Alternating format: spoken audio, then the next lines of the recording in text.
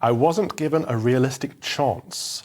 That's a quotation from Liz Truss, who assessed her disastrous reign as Prime Minister. In an article in the Sunday Telegraph, the former PM discusses a potential return to politics and opens up about her radical tax-cutting budget, which contributed to her downfall. She was forced to quit after she and her Chancellor, Kwasi Kwarteng's £45 billion package of unfunded tax cuts panicked the markets and tanked the pound to a record low. And she still stands by her plans to boost economic growth, arguing she was brought down by the left-wing economic establishment.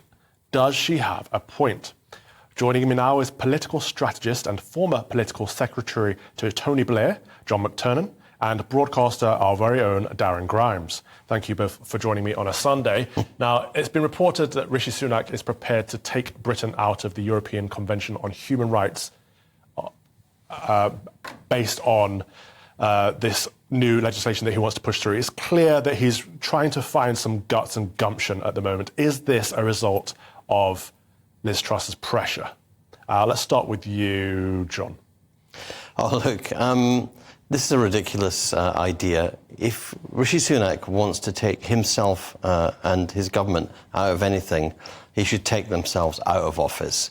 It's over. They've run out of steam, they've run out of ideas, they've run out of energy, and now what we're having briefed to the papers is that if, in the event of this legislation actually passing, which is, a long way off, if this legislation is passed, and if, in the event of this being passed, it falls at the European Court of Justice, then, at that point, we're going to put into the manifesto to make this an argument to the next election.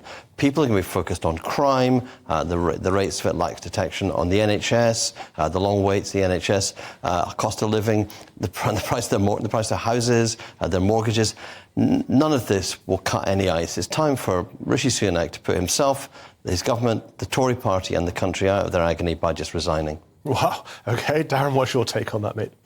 Well, look, I don't buy that for a second. I mean, we're predicted to have 65,000 arrivals by small boats this year, Calvin. That's 65,000 people that'll need to be housed, that'll need to be put somewhere, that'll need to, extract money from the taxpayer teat when that teat is already squeezed tighter than goodness only knows what. James Corden in a pair of skinny jeans hasn't got a look in.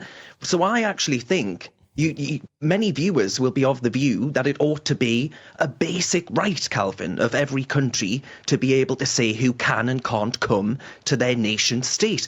And I mean, recently, Calvin, the government launched a UK small boats unit, which would actually take away control from the armed forces in the Channel. I agree it's useless. They call it a small boats unit. I actually think they should call it a taxi service with a new label slapped on it. This won't end until we actually do leave the ECHR. The French are taking our money and laughing at we're a total joke, and this, as I say, will not come to a conclusion until we actually are out of the influence of these Euro courts. That's a very good point, John, isn't it? That this is a threat to leave the ECHR. It's not a promise, it's not a pledge, it's a threat to leave if the legislation doesn't go through. Does Rishi just need to get on with it?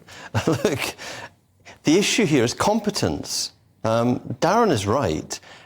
The country, the public, the voters, and refugees and asylum seekers do have the right to expect a competent government. I mean, this government, it grants 80% of the people's cases to stay in the country, asylum seekers, refugees, and we're a generous country, and refugees and asylum seekers dislodged by ISIS or the Taliban, they do deserve to have a safe haven, and in our great country, they should come to our great country. The problem the government have got are civil servants dealing with asylum cases deal with, on average, 13 applications a week. Incredible lack of productivity. And the government are trying to divert our attention away from their utter failure to be able to control the border. There's a simple solution. You could simply process all these asylum seeker applications in France, but you'd have to agree with France to do that. And the government are not trusted by the French government.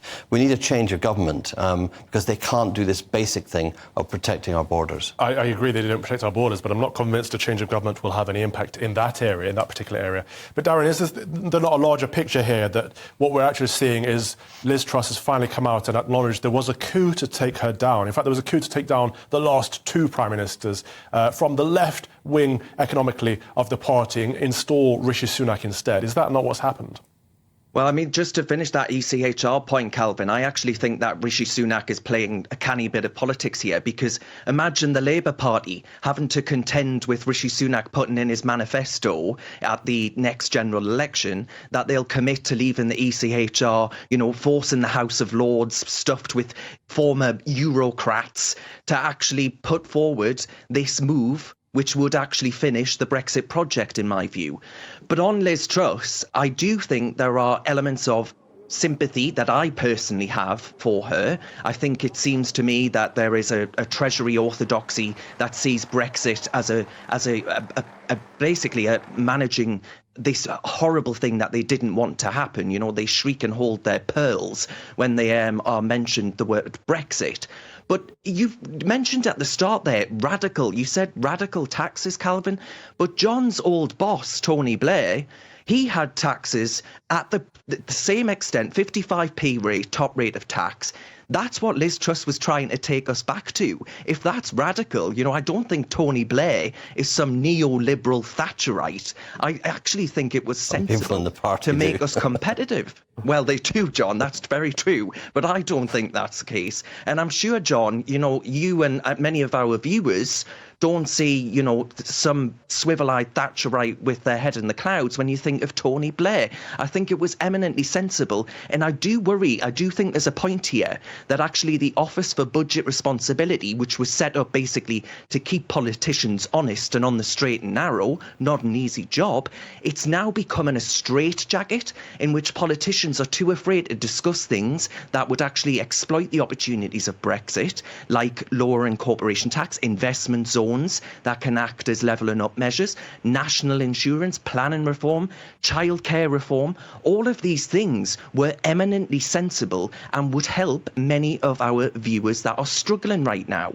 So I do have a great deal of sympathy for Liz Truss, and I don't think there was anything especially radical about it. We're making out that she's Pinochet in some of the rhetoric that's being put across. It's ludicrous. I think actually it's depressing that we couldn't actually look at these fundamental reforms that would make our lives much better. It is a bit ludicrous, actually, you're right, in that she's not that radical and she's not even that right-wing. John, is this not the problem, that the Overton window has shifted so far to the left in this country now that we don't even recognise what's left and right anymore? Look, Liz Truss spent 4,000 words in the Telegraph trying to explain herself. She needed one word. She should have said sorry. Sorry to everybody in the country whose mortgage has gone up because of what the FT calls the moronic risk premium that the UK economy has now. The irony, obviously, is the argument that Liz Truss is making is that policies were right, but some comms were wrong. The thing is, her whole campaign for leadership showed that Liz Truss understands the power of symbols. She dressed up as Thatcher to get the vote of people who want Thatcherite policies. She cut the top rate tax to show she was Thatcherite. And as a free marketeer, she would not take the lesson from the one place that Margaret Thatcher would never, ever have taken on in a fight, the bond markets. So for a free marketeer like Liz Truss to go, it's not fair, the markets came for me, it's a bit like listening to Jeremy Corbyn over the last week trying to explain why nothing is his fault. There's something wrong with politicians, leaders who get to the top, like Liz Truss and Jeremy Corbyn, who say, it was everybody else's fault, nothing to do with me. She was the Prime Minister, she had her go, everything went wrong, and she's now coming back. She's doing the best thing she could ever do now for the Labour Party, picking a fight with Rishi Sunak, and it's great fun for the Labour Party. To be fair, John, she has admitted blame. She's accepted a lot of fault in this, so she's not saying it's not all her fault. And I think, actually, with Liz Truss and Boris Johnson coming back to frontline politics, it's going to apply a bit more pressure on Rishi Sunak and hopefully pull the Conservatives a bit more to the right. But we'll wait and see on that front. Thank you both for joining me. That was political strategist and former political secretary to Tony Blair, John McTernan, and broadcaster, our very own Darren Grimes.